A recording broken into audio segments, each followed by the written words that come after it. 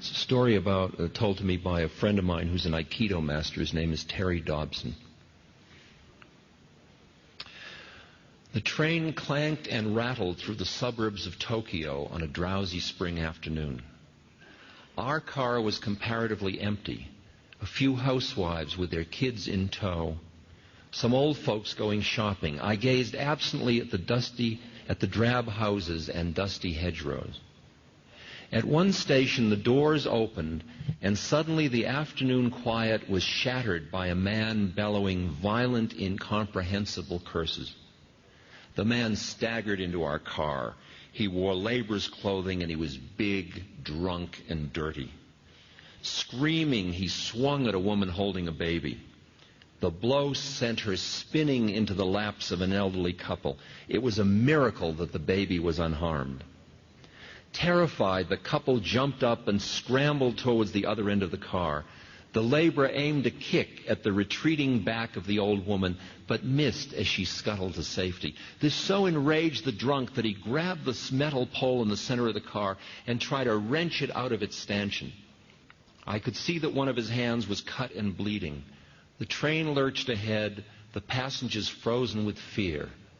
I stood up.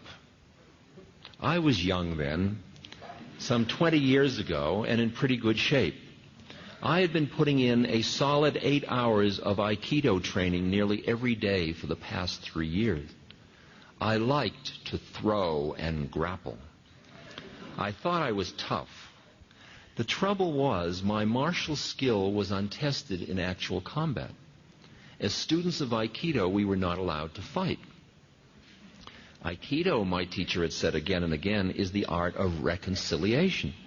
Whoever has the mind to fight has broken his connection with the universe. If you try to dominate people, you're already defeated. We study how to resolve conflict, not how to start it. I listened to his words. I tried hard. I even crossed the street to avoid the pinball punks who lounged around the train station. My forbearance exalted me. I felt both tough and holy. In my heart, however, I wanted an absolutely legitimate opportunity whereby I might save the innocent by destroying the guilty.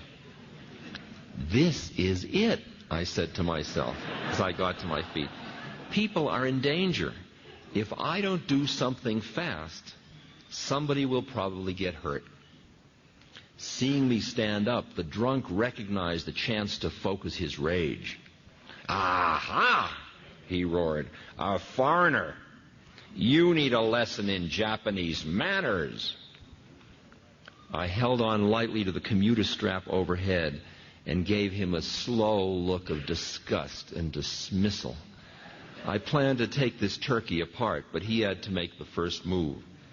I wanted him mad, so I pursed my lips and blew him an insolent kiss. All right, he hollered. You're going to get a lesson. He gathered himself for a rush at me. A fraction of a second before he could move, someone shouted, "Hey!" It was ear-splitting. I remember the strangely joyous, lilting quality of it, as though you and a friend had been searching diligently for something and he had suddenly stumbled upon it. Hey!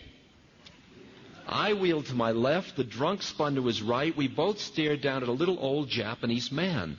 He must have been well into his 70s, this tiny gentleman, sitting there immaculate in his kimono. He took no notice of me, but beamed delightedly at the laborer, as though he had a most important, most welcome secret. Come here and talk to me, he motioned to the old man. The big man followed as if on a string. He planted his feet belligerently in front of the old gentleman and roared above the clacking wheels, "Why the hell should I talk to you?" The drunk now had his back to me. If his elbow moved so much as a millimeter, I'd drop him in his socks. The old man continued to beam at the laborer. "What you been drinking?" He asked, his eyes sparkling with interest. "I've been drinking sake, and it's none of your business." Flecks of spittle spattered the old man.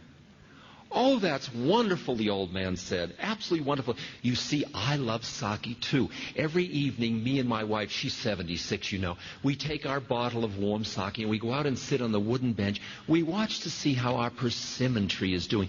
My grandfather planted that tree. We've been very concerned after those ice storms we had last winter. But you know, it's done better than we expected, especially when you consider the poor quality of the soil. And we take our sake even when it rains." He looked up at the laborer, his eyes twinkling. As he struggled to follow the old man's conversation, the drunk's face began to soften. His fist slowly unclenched. "Yeah," he said, "I love persimmons too." His voice trailed off. "Yes," said the old man, smiling, "and I'm sure you have a wonderful wife."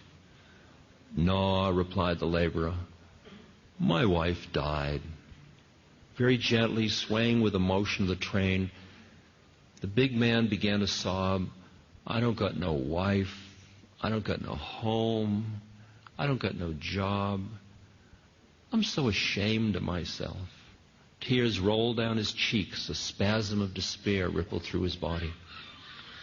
Now it was my turn, standing there in my well-scrubbed youthful innocence, my make this world safe for democracy righteousness. I suddenly felt dirtier than he was. Then the train arrived at my stop. As the door opened, I heard the old man cluck sympathetically. My, he said, "that is a difficult predicament indeed. Sit down here and tell me about it." I turned my head for one last look. The laborer was sprawled on the seat, his head in the old man's lap. The old man was softly stroking the filthy, matted hair. As the train pulled away, I sat down on a bench. What I had wanted to do with muscle had been accomplished with love. I had just seen Aikido in combat.